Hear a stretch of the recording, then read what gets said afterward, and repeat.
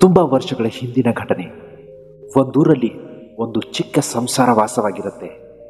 ಆ ಚಿಕ್ಕ ಸಂಸಾರದಲ್ಲಿ ಗಂಡ, ಹೆಂಡತಿ ಮತ್ತು ಮಕ್ಕಳು, ಒಂದು ಗಂಡು ಮತ್ತು ಒಂದು ಹೆಣ್ಣು. ಈ 4 ಜನ ಇರುವ ಸಂಸಾರ ತುಂಬಾ ಚೆನ್ನಾಗಿ ಸಾಗ್ತಾ ಇತ್ತು. ಗಂಡ ಏನು ಮಾಡ್ತಾ ಇದ್ದ ಅಂದರೆ, ಅವನು ಒಬ್ಬ ಶಾಲೆಯ ಶಿಕ್ಷಕ. ತುಂಬಾ ಒಳ್ಳೆಯ ವ್ಯಕ್ತಿಯಾಗಿದ್ದರಿಂದ ಅವನಿಗೆ ಬಡ್ತಿ ಮೇಲೆ ಬಡ್ತಿ ಸಿಕ್ಕಿ ಅವನಿಗೆ ಒಳ್ಳೆಯ ಪೇಮೆಂಟ್ ಕೂಡ ಸಿಗ್ತಾ ಇತ್ತು.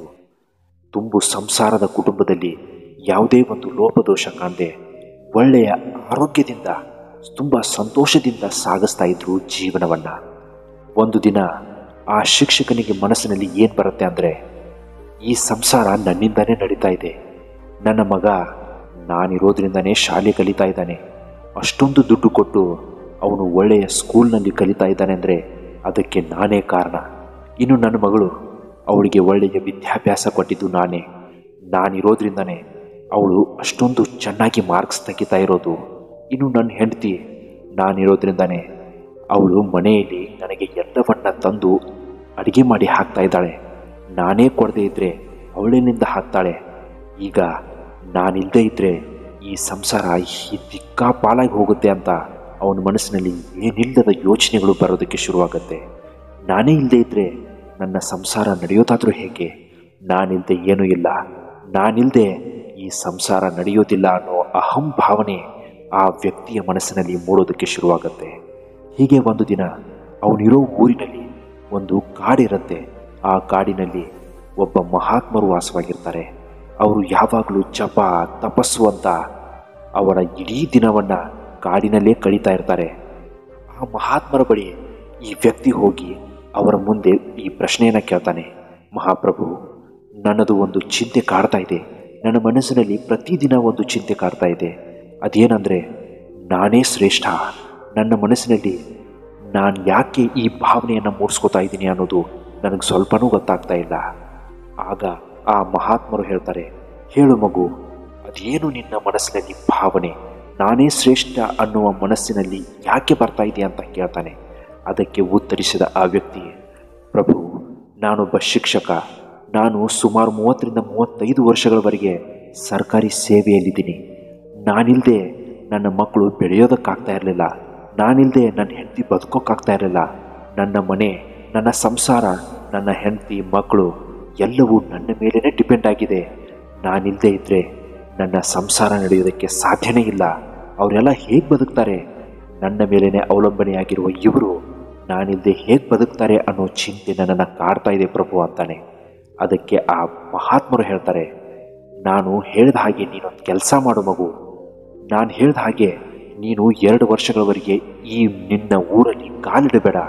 ಯಾವುದೇ ಕಾರಣಕ್ಕೂ ನೀನು ಒಂದು ಅಜ್ಞಾತವಾಸಕ್ಕೆ ಹೋಗ್ಬಿಡು. ಯಾರ ಪರಿಚಯವೂ ಇರಬಾರ್ದು. ಅಂತಹ ಊರಲ್ಲಿ ಹೋಗಿ ನೀನು 2 ವರ್ಷಗಳ ಕಾಲ ಆರಾಮಾಗಿರು. ಆಮೇಲೆ ಬಂದು ನೋಡು ನಿನ್ನ ಸಂಸಾರ ಏನಾಗಿರುತ್ತೆ ಅಂತ. ಆ ಮಾತುಗಳನ್ನು ಕೇಳಿಸಿಕೊಂಡ ಆ ವ್ಯಕ್ತಿ, ಮಹಾಪ್ರಭು, ನೀವೇನು ಹೇಳ್ತಾ ಇದ್ದೀರಾ? ನಾನು 1 ಗಂಟೆ ಹಿಂದೆ ಇದ್ದರೆ ನನ್ನ ಹೆಂಡತಿ, ಮಕ್ಕಳು ಯಾವ ಪರಿಸ್ಥಿತಿಗೆ ಹೋಗಿ ಸಿಲುಕ್ತಾರೆ ಅನ್ನೋದು ನಿಮಗೆ ಸ್ವಲ್ಪನಾದರೂ ಗೊತ್ತಿದೆಯಾ? ನಾನಿಲ್ಲದೆ ನಮ್ಮ ಮನೆಯವರು ಯಾರೂ ಬದುಕಲ್ಲ ಸ್ವಾಮಿ. ದಯವಿಟ್ಟು ಈ ಒಂದು ಕೆಲಸನ ಬಿಟ್ಟು ಬೇರೆ ಯಾವುದಾದ್ರೂ ಹೇಳ್ತೀರಾ ಅಂತಾನೆ. ಅದಕ್ಕೆ ಮಹಾತ್ಮರು ಹೇಳ್ತಾರೆ, ನಿನಗೆ ಏನು ಅನ್ನಿಸ್ತಾ ಇದೆ ಅಂದರೆ ನೀನಿಲ್ಲದೆ ನಿನ್ನ ಮನೆಯವರು ಬದುಕೋಕ್ಕಾಗಲ್ಲ ಅಂತ ಅಲ್ವಾ? ಅದಕ್ಕೆ ಆ ವ್ಯಕ್ತಿ ಹೇಳ್ತಾನೆ, ಹೌದು ಪ್ರಭು, ನಾನಿಲ್ಲದೆ ನಮ್ಮ ಮನೆಯವರು ಒಂದು ಕ್ಷಣ ಬದುಕೋದಿಲ್ಲ. ನನ್ನ ಮನೆ ನಡೀತಾ ಇರೋದೇ ನನ್ನಿಂದ.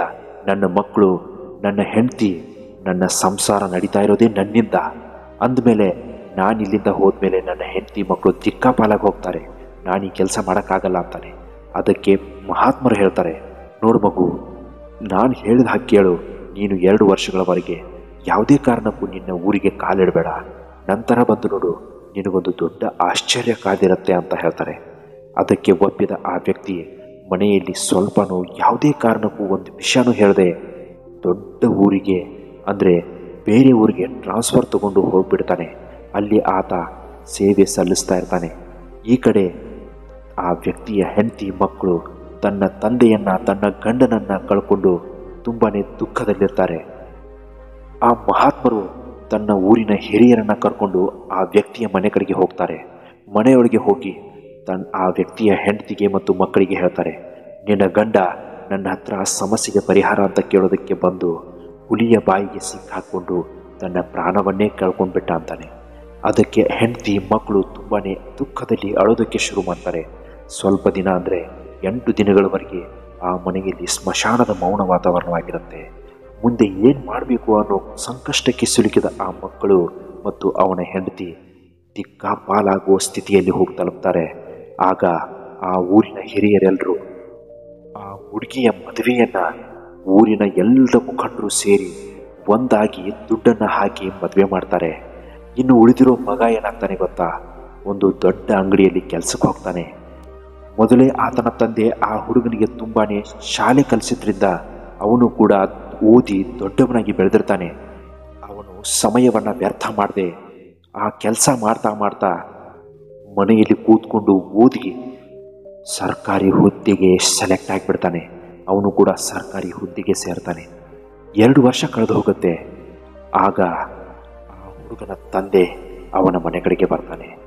ಮನೆ ಕಡೆಗೆ ಬಂದು ಅವನ ಮನೆ ಬಾಗಿಲಿನ ಒಳಗಡೆ ಹೋಗಿ ನೋಡಿದ್ರೆ ಎಲ್ಲವೂ ಆಶ್ಚರ್ಯಮಯವಾಗಿರುತ್ತೆ.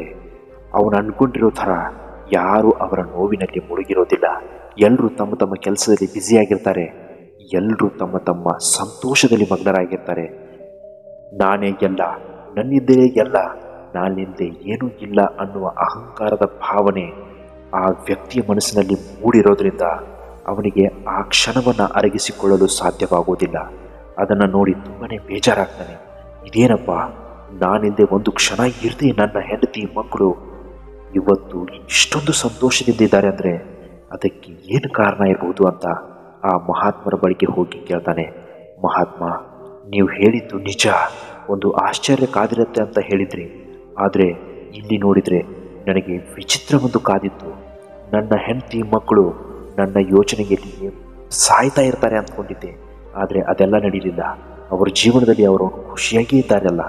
ಅದಕ್ಕೆ ಮಹಾತ್ಮರು ಹೇಳ್ತಾರೆ, ನೋಡು ಮಗು, ನೀನು ಬರುವ ಮುಂಚೆಯೂ ಈ ಪ್ರಪಂಚ ಇತ್ತು, ನೀನು ಹೋದ ನಂತರವೂ ಈ ಪ್ರಪಂಚ ಇರುತ್ತೆ. ಮಗು, ನಿನಗೆ ಈ ಪ್ರಪಂಚ ಅನಿವಾರ್ಯವೇ ಹೊರತು ಈ ಪ್ರಪಂಚಕ್ಕೆ ನೀನು ಅನಿವಾರ್ಯ ಅಲ್ಲ. ನೀನು ಬಂದ ಮೇಲೆ ಹೋಗಲೇಬೇಕು. ಹೋದ ಮೇಲೆ ನಿನಗೋಸ್ಕರ ಯಾರು ಅಳ್ತಾ ತನ್ನ ಜೀವನವನ್ನು ಹಾಳು ಮಾಡ್ಕೊಳ್ಳೋದಿಲ್ಲ. 1 ದಿನ 2 ದಿನ 3 ದಿನ ಅಳ್ತಾರೆ ಅಷ್ಟೇ. ಆಮೇಲೆ ಅವರವರ ಜೀವನ ಅವರವ್ರು ನೋಡ್ಕೋತಾರೆ. ಇದೇ ಜೀವನ. ಈ ಜೀವನದಲ್ಲಿ, ಇಂತಹ ಜೀವನದಲ್ಲಿ ನಾನೇ ಶ್ರೇಷ್ಠ, ನನ್ನಿಂದಲೇ ಎಲ್ಲ ಅಂತ ಯಾವತ್ತೂ ನಿನ್ನ ಮನಸ್ಸಿನಲ್ಲಿ ಬರಬಾರ್ದು. ನಿನ್ನ ನಿಲ್ದಾಣ ಬಂದ ಮೇಲೆ ನೀನು ಇಳ್ಕೊಂಡು ಹೋಗ್ತಾ ಇರಬೇಕು. ಅವರವರ ನಿಲ್ದಾಣ ಬರುವವರೆಗೂ ಮಾತ್ರ ಅವರು ಜೀವನದಲ್ಲಿ ಸಂತೋಷವಾಗಿರೋದಕ್ಕೆ ಸಾಧ್ಯ. ಡಿಯರ್ ಫ್ರೆಂಡ್ಸ್, ಕಥೆಯ ಉದ್ದೇಶ ಏನು ಅಂದರೆ, ಈ ಪ್ರಪಂಚದಲ್ಲಿ ಎಲ್ಲರೂ ಬದುಕ್ತಾ ಇದ್ದಾರೆ, ಎಲ್ಲರೂ ಒಂದಲ್ಲ ಒಂದು ದಿನ ಸಾಯ್ತಾರೆ. ನಾವಿಲ್ಲಿ ಬಂದಿರೋದು ನಮ್ಮ ಕರ್ತವ್ಯವನ್ನು ನಿಭಾಯಿಸೋದಕ್ಕೆ, ನಾವು ಅಂದ್ಕೊಂಡಿರೋ ಗುರಿಯನ್ನು ಸಾಧಿಸಿ ತೋರಿಸೋದಕ್ಕೆ. ಅದನ್ನು ಬಿಟ್ಟು ನನ್ನಿಂದಲೇ ಎಲ್ಲ, ನಾನೇ ಎಲ್ಲ, ನಾನೇ ಶ್ರೇಷ್ಠ, ನಾನಿಲ್ಲದೆ ಏನೂ ಇಲ್ಲ ಎಂಬ ಭಾವನೆ ನಿಮ್ಮ ಮನಸ್ಸಿನಲ್ಲಿ ಯಾವತ್ತಿಗೂ ಮೂಡಿಸ್ಕೋಬೇಡಿ. ಯಾಕಂದರೆ ಅದಕ್ಕೆ ತಕ್ಕದಾದ ಪಾಠವನ್ನು ನೀವು ಕಲಿತೀರಾ. ಈ ಜೀವನದಲ್ಲಿ ಯಾರೂ ಯಾರಿಗೂ ಅನಿವಾರ್ಯ ಅಲ್ಲ. ನಮ್ಮ ಪ್ರಾಮಾಣಿಕತೆಯ ಕೆಲಸವನ್ನು ನಾವು ಮಾಡ್ತಾ ಇರಬೇಕಷ್ಟೇ. ಅದಕ್ಕೆ ತಕ್ಕ ಪ್ರತಿಫಲ ನಮಗೆ ಇಂದಲ್ಲ ನಾಳೆ ಸಿಕ್ಕೇ ಸಿಗುತ್ತೆ. ಯಾವುದ್ರ ಬಗ್ಗೆನೂ ಚಿಂತಿಸಿ ಮಾಡಿ ಕೊರಗದೆ ಈ ಜೀವನದಲ್ಲಿ ಸಂತೋಷವಾಗಿ ಇರೋದನ್ನು ಕಲ್ತ್ಕೋಬೇಕು. ಭಗವಾನ್ ಗೌತಮ ಬುದ್ಧರ ಇನ್ನಷ್ಟು ಒಳ್ಳೊಳ್ಳೆಯ ನುಡಿಮುತ್ತು ಗುಣದೊಂದಿಗೆ ಮತ್ತೊಂದು ವಿಡಿಯೋದಲ್ಲಿ ನಾವು ನಿಮಗೆ ತಪ್ಪದೇ ಸಿಗ್ತೀವಿ. ನೀವು ಒಂದು ವೇಳೆ ನಮ್ಮ ಚಾನಲ್ನ ಇನ್ನೂ ಸಬ್ಸ್ಕ್ರೈಬ್ ಮಾಡಿಲ್ಲ ಅಂದರೆ ದಯವಿಟ್ಟು ಸಬ್ಸ್ಕ್ರೈಬ್ ಮಾಡ್ಕೊಳ್ಳೋದನ್ನು ಮಾತ್ರ ಮರಿಬೇಡಿ. ನಮಸ್ಕಾರ, ಎಲ್ರಿಗೂ ಒಳ್ಳೆಯದಾಗಲಿ.